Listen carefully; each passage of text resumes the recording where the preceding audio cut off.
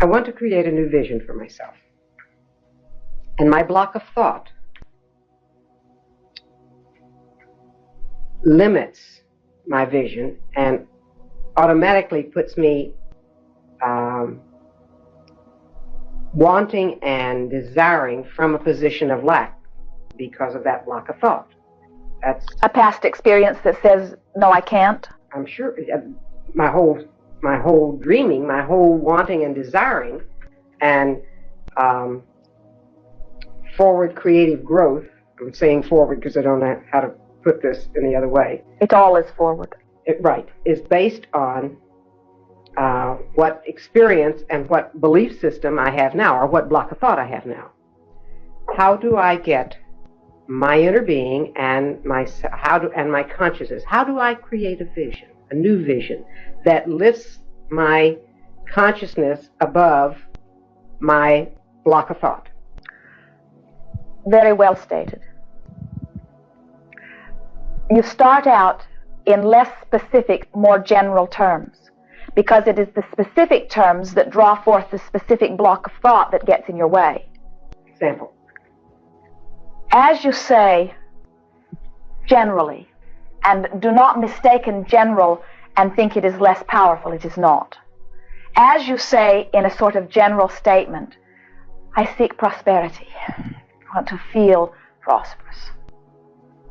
That statement does not evoke any negative experience from you. As you say, I want to have a lot of money, that statement is still general enough that it doesn't either. As you say, I want to be a millionaire, you may begin evoking some negative thoughts because that's too much money for you to want. Or if you say, I want $10,000 and I want it tomorrow, it is so specific that your experience hasn't shown you that it's possible, and so now you're back in the realm of hoping again. You're hoping for it, but that doubt is pretty powerful in there.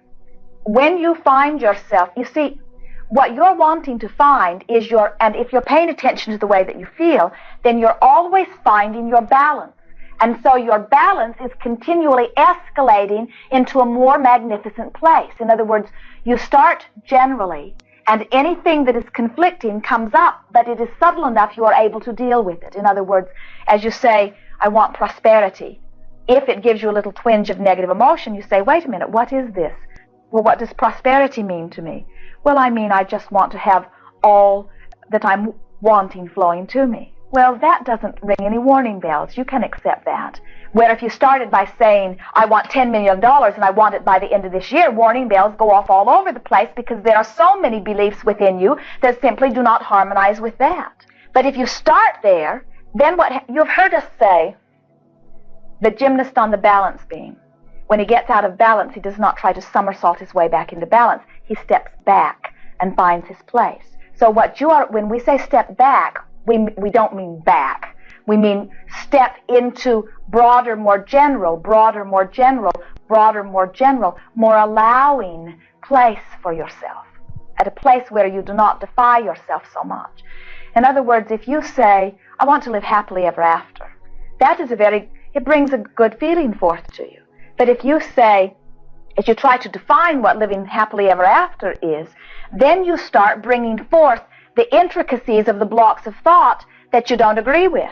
You say, I want a tall, dark, handsome, rich man who adores me. And as you begin defining it, then all those elements of doubt start coming forth. Now, you're really going to like this, because it goes beyond anything that as deliberate creators we've discussed before to this depth and detail. You cannot really live happily ever after until you are willing to clearly define what that means to you and get rid of all of the little bugaboos that are in your way. But by trying to face all of the bugaboos simultaneously with the specifics of your dream, very often you self-defeat, because all that does is bring up lack. And that is the reason that we have been hammering so hard the Book of Positive Aspects. Because the Book of Positive Aspects puts you in a position where you acknowledge in a rather distorted fashion how good it is, which puts you in a position of attracting more of the things that you consider to be good, so you bypass literally the other process. Now let us tell you, in very definitive way what we mean by that. You'll hear it clearly. To have anything, you must want it and believe it. And so the grander your desires, the bigger pill you have to swallow over here, you see. There are two ways of getting those beliefs in line with your desire. One is to keep screaming, "But I want it," which keeps bringing up anything that's getting in your way so that you can deal with it. Works pretty well. Slow. Sometimes you get discouraged and give up first. The other way is by focusing so purely on the positive aspects of what you're living that you are in an absolute state of allowing all things that you consider to be good, which includes all of these desires that you would hammer away at. Will that also initiate the forward creative process? Absolutely. The forward creative process is natural. You are in a natural state of growth. So, it is a given. As we become more knowing about the positive state that we are in right now, then the vision will become larger and above the block of thought that we now hold. Well stated. You see, as you focus upon the positive aspects of what you're living right now, in a very subtle way, you're bridging all of those beliefs from the past, but you're not having to drag them up by the roots and experience the pain of them all over again. You're just modifying them. Your now is becoming so dominant and so powerfully positive that it is just naturally bridging or modifying those existing beliefs that have been in your way. And you know it because it feels good. We watched Jerry and Esther, a friend calling to complain, a friend who was at her wit's end. Esther ran away from it because it was too painful to hear. And Jerry talked to her on the telephone. Jerry came back and Esther said, "I heard what it is about. What did you say to her?" And as Jerry began speaking to Esther what he had said to this friend, Esther felt the relief coming over her. She literally felt the negative knot in her being dissolve, and in its place washed over a feeling of happiness and well-being. That woman's life experience had not changed much in that hour, but her point of attraction certainly did. All of you know the power of feeling good and the detriment of feeling bad. You know that. That's why you pretend you feel good when you feel bad. That's why you try to justify feeling bad. That's why you lie about it to others and to yourself. It is because you recognize its detrimental value at very deep levels, you see.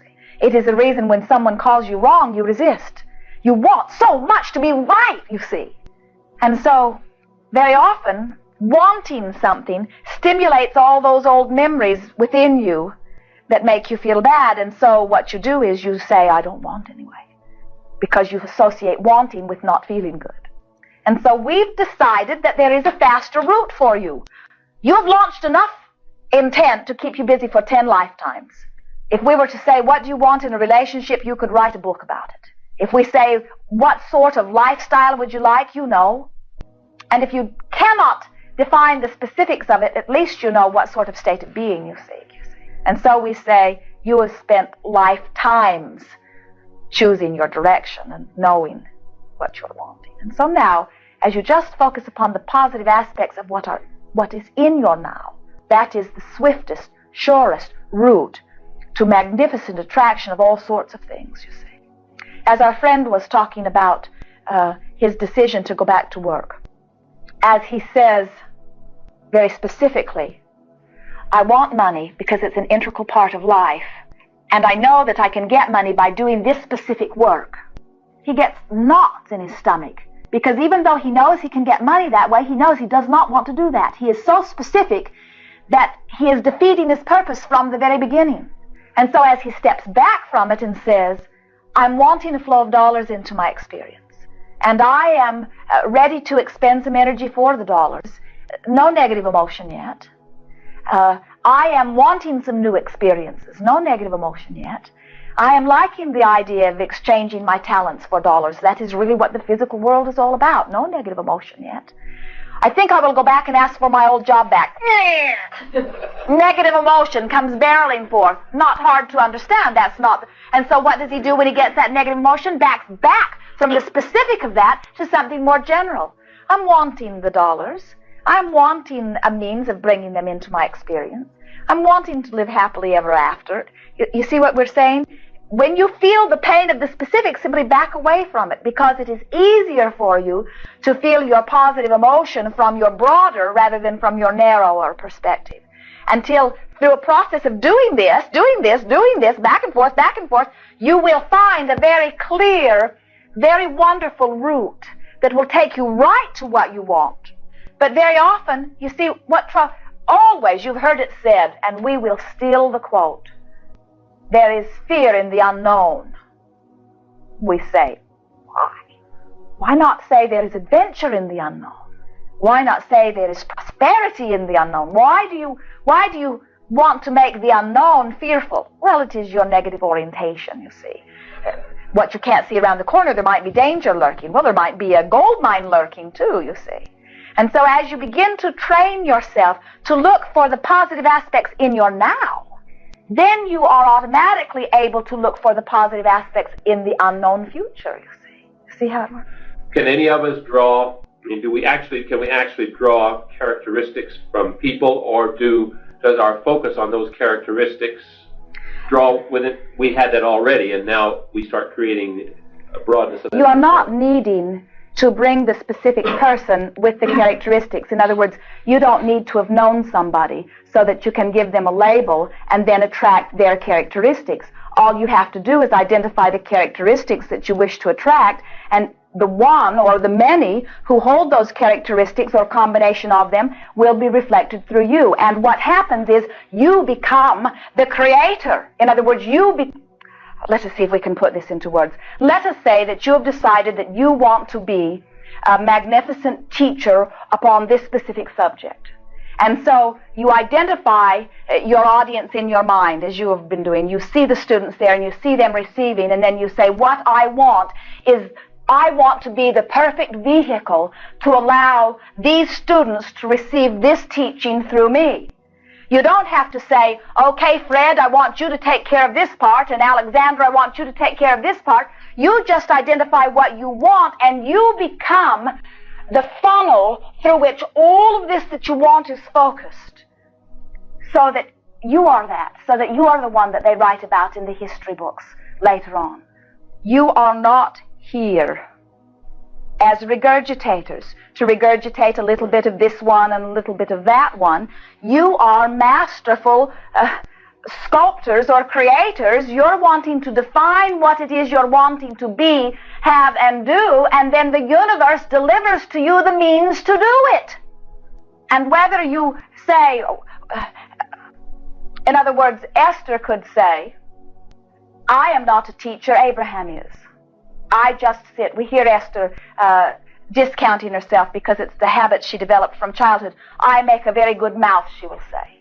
When the truth of it is, she makes a very good avenue to allow all of the things that she has deemed important even before this life experience to come through her in a way that is very powerful and valuable, you see. Now, did Esther reach out there and get Abraham? Who is Abraham? Is Abraham Benjamin Franklin? Just dead? Is Abraham Jesus? Dead?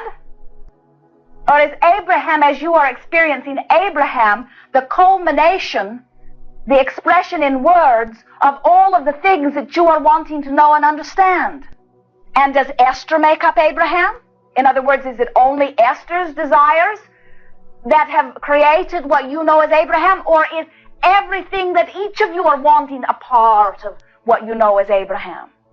You have access to infinite knowing upon every subject that you are able to conceive.